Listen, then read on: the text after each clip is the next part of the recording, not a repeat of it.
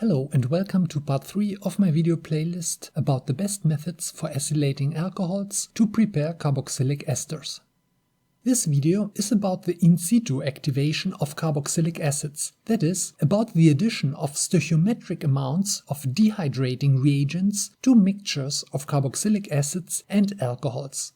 The dehydrating reagents discussed in this presentation convert carboxylic acids into more electrophilic intermediates, which then react with the alcohol.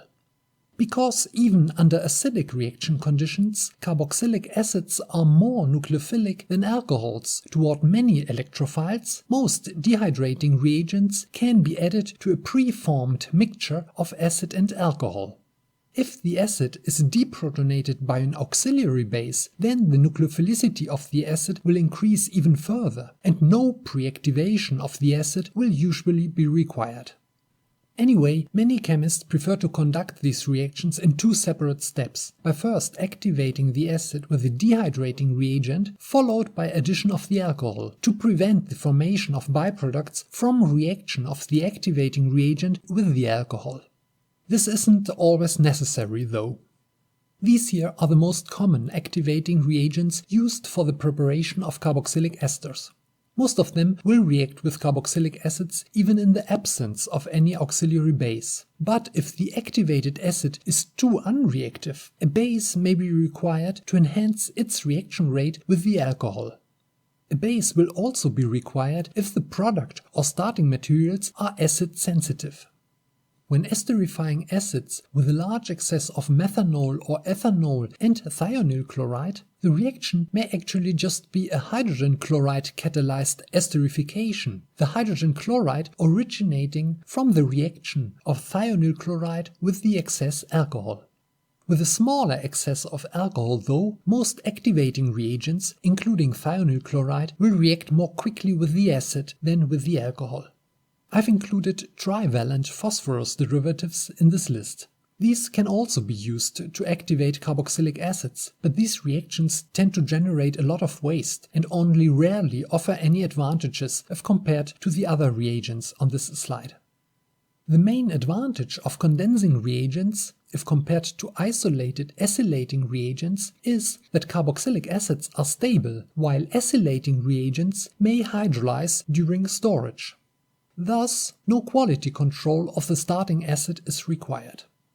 Then there is a broad choice of activating reagents available, each with a different reactivity, selectivity and byproduct profile.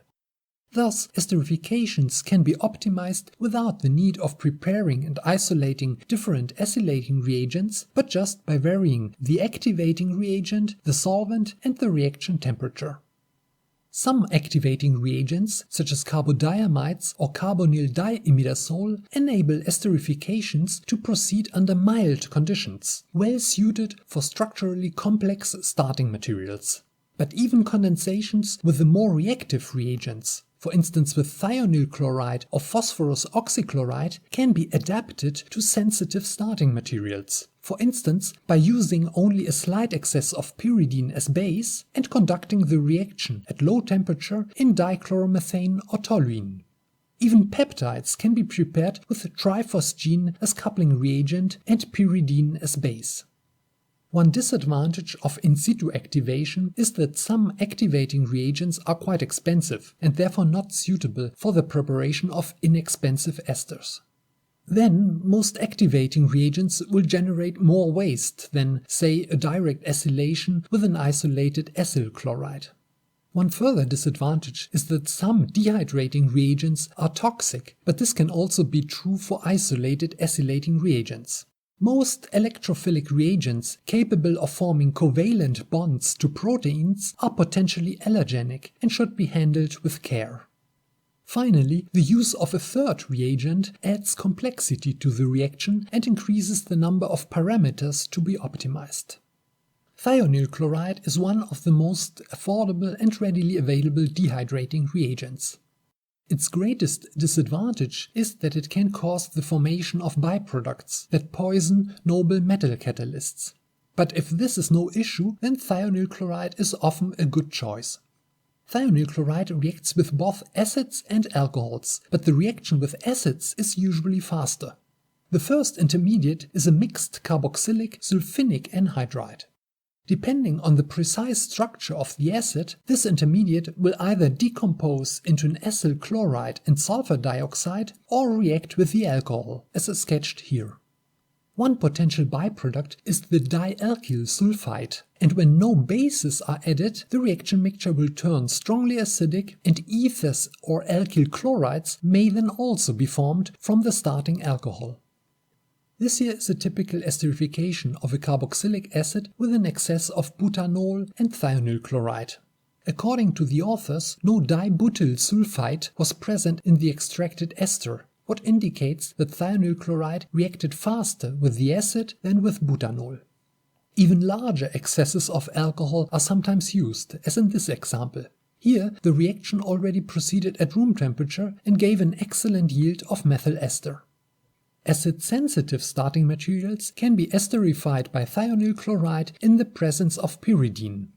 Here, the hydroxysuccinimidyl ester of protected glutamic acid was prepared by coupling with thionyl chloride at 0 degrees Celsius in acetonitrile and with pyridine as base.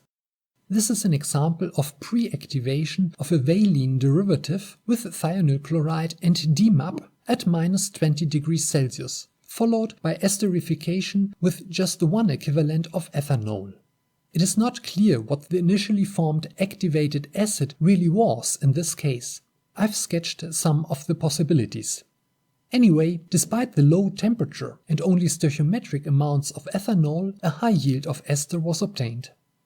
Like thionyl chloride, phosgene can convert carboxylic acids into acyl chlorides, but may also be used as dehydrating reagent, as in this example. Again, it is not quite clear which of the many potential activated serine derivatives was actually formed, or if it was just a hydrochloric acid catalyzed esterification of an unactivated acid.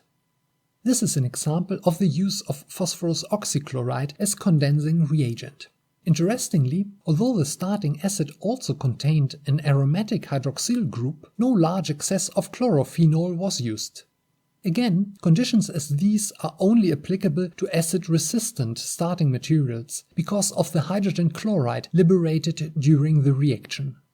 With the aid of triethylamine and DMAP, phosphorus oxychloride can also be used under much milder reaction conditions. In this example, a base labile ester was prepared by coupling for only 2 hours at room temperature in dichloromethane. Similar conditions with only pyridine or picoline as base should be applicable to a broad range of acids and alcohols and yield cleaner products than those obtained with carbodiamides or thionyl chloride as condensing agent. A further alternative is the use of benzoyl chloride or substituted benzoyl chlorides as activating reagents. The initially formed mixed anhydrides of alkanoic and benzoic acids react faster with nucleophiles at the alkanoyl group, and no benzoic acid esters are usually obtained. In this example, protected aspartic acid was esterified with a protected glycoside, again with a mixture of triethylamine and DMAP as auxiliary base. Formic acid does not form a stable anhydride or chloride. Therefore, less reactive derivatives of formic acid must be used as electrophiles. One possibility is the mixed anhydride of formic and acetic acid, which was used in this example to formulate trichlorophenol. Other alternatives are the transesterification of formates, which must, however, be conducted under acidic or neutral conditions because formic acid esters decompose to carbon monoxide upon treatment with bases.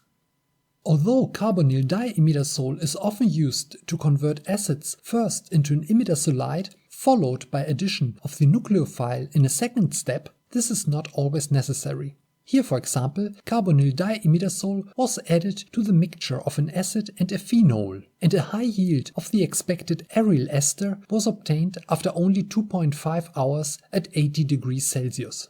No diaryl carbonate was formed. Imidazolides are less reactive than the other activated intermediates discussed so far, and therefore also more selective. This can be useful if diols need to be monoacylated or if, as in this example, a diacid is to be monoesterified. Here, despite the excess of methanol and carbonyl diimidazole, only the sterically more accessible carboxyl group was esterified. Carbodiamides are also well suited for condensations of sensitive starting materials. Again, carbodiamides react faster with carboxylic acids than with alcohols, and the first intermediate is an O-acyl isourea. This intermediate is a moderately reactive electrophile that can either rearrange to a stable N-acylurea or react with alcohols to yield esters. In the presence of acids, however, the initially formed O-acyl isourea is protonated, what increases its electrophilicity and slows down its rearrangement to the N-acylurea. Thus, esterifications with carbodiamides can be conducted in the presence of acids, ideally one that cannot form esters but will yield a highly reactive active ester instead. Examples of such acids are hydroxybenzotriazoles, oximes, nitrophenol, or sulfonic acids. Even the starting acid may act as catalyst. It has been found that pyridine or DMAP can also enhance the rate of esterifications with carbodiamides and suppress the formation of N-acylureas, possibly through intermediate formation of N-acylpyridinium salts. This is an example of a carbodiamide-mediated esterification without any added acidic or basic catalyst. A high yield of the expected allyl ester was obtained. In this example from an older patent, a base-sensitive ester was prepared by condensation at room temperature in the presence of half an equivalent of pyridine. Again, the ester and the expected urea were formed in high yield. In the presence of DMAP, even tertiary alcohols can be acylated with the aid of carbodiamides, as in this example.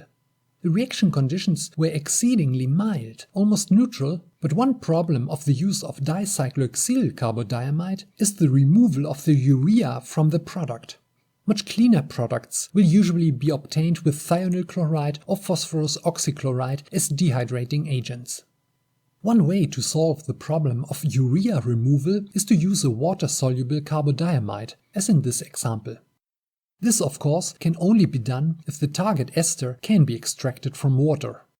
In this example, a mixture of an excess of HOPT and 20% of DMAP was used to enhance the reaction rate and the yield and purity of the target ester.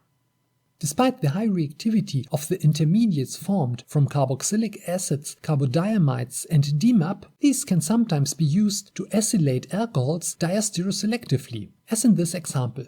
Although an excess of acid and coupling reagent was used, one of the two enantiomers of a 2-aryl cyclohexanol did not react with the activated steroid-derived carboxylic acid. This enabled the recovery of an enantiomerically highly enriched alcohol. Another inexpensive condensing reagent is cyanuric chloride. Interestingly, this reagent can sometimes even bring about esterifications in water. Here, for example, a very polar dipotassium carboxylate salt was converted into a lactone by treatment with an excess of cyanuric chloride and N-methylmorpholine in water. Now, what can go wrong in these esterifications? Some condensing reagents are strong electrophiles that can also cause the oxidation of starting materials or products. This happens often with thionyl chloride and with phosgene.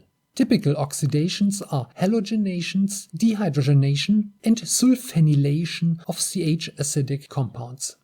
One problem of the use of thionyl chloride is that some noble metal catalysts are readily poisoned by traces of sulfur derivatives. In such instances, washing the product extract with solutions of iron or copper salts may help to remove these sulfur impurities. A number of other functional groups may react and be dehydrated too by some of the activating reagents discussed here. Ammonia-derived amides and aldehyde-derived oximes, for instance, are readily dehydrated to nitriles. Then, alcohols can also react with dehydrating reagents, but as already mentioned, carboxylic acids and especially carboxylate salts are more nucleophilic than alcohols toward most activating reagents. With carbodiamides, there is always the risk that a fraction of the carboxylic acid is converted irreversibly into an N-acylurea. Keeping the reaction mixture acidic or the addition of DMAP can sometimes suppress this side reaction. Finally, racemization of enantiomerically pure acids with the center of asymmetry in the alpha position can always occur upon activation, and this will require optimization case by case. On this and the next slide you can find some more examples. This reference list is also in the description of this video. The next video is about the direct acid-catalyzed esterification of carboxylic acids with alcohols. For large-scale preparations, this is one of the most important strategies for the preparation of carboxylic esters. See you then!